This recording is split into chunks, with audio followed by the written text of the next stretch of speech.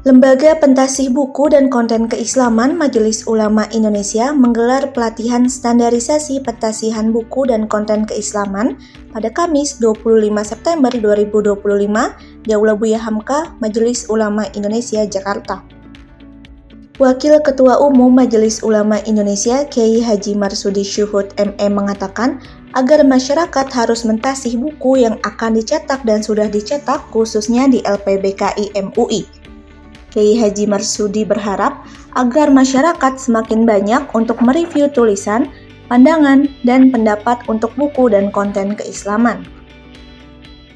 Acara hari ini tanggal 25 September bahwa Lembaga Pentasih Buku dan Konten Keislaman melakukan dan melaksanakan pelatihan kaderisasi untuk bisa jadi reviewer buku-buku yang sudah dicetak atau bahkan yang masih akan dicetak tapi untuk bisa ditaskih lebih dulu di MUI ada lembaganya, yang karena lembaga ini adalah suatu keharusan karena betapa pentingnya hari ini siapa saja bisa menulis, baik itu orang yang mempunyai otoritatif atau yang tidak mempunyai otoritatif, tapi bisa menulis, bisa mempengaruhi publik, bisa menyampaikan pendapatnya di publik melalui teknologi-teknologi yang ada.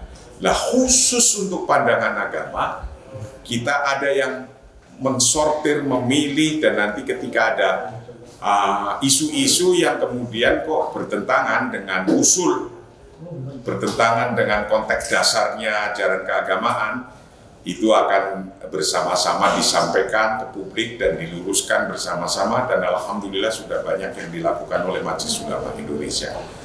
Dan terus untuk menjadikan tokoh-tokoh ini makin banyak yang bisa mereview tulisan-tulisan, pandangan-pandangan, pendapat-pendapat di publik atau di buku, maka diadakanlah sertifikasi reviewer untuk buku dan konten keislaman. Dalam kesempatan yang sama, Ketua Lembaga Pentasih Buku dan Konten Keislaman Majelis Ulama Indonesia, Profesor Dr. Endang Sutari MSI menambahkan, kegiatan ini bertujuan untuk meningkatkan dan mengembangkan standar konten dan aspek dasar Islam. Prof. Endang berharap MUI dapat terus menangani masalah pengawasan buku untuk pengembangan kehidupan umat. Ini merupakan upaya untuk peningkatannya. Kita memang merasakan bahwa secara kelembagaan kelihatannya LPBK ditantang untuk makin luas. Ya, ada aspek-aspek program-programnya itu diminta untuk memperluas.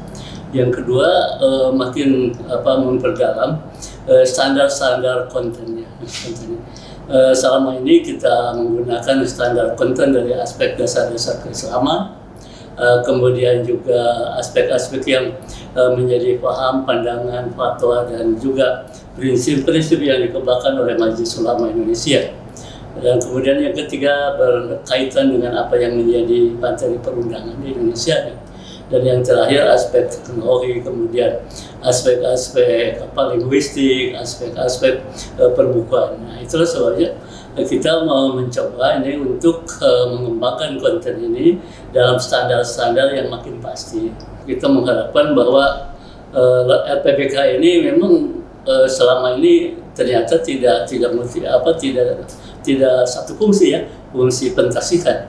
Sebab ternyata itu dari waktu ke waktu makin berkembang. Yang pertama ada penerbitan perwakapan buku dan konten keislaman. Yang kedua itu perpustakaan. Nah, yang ketiga aspek-aspek lain.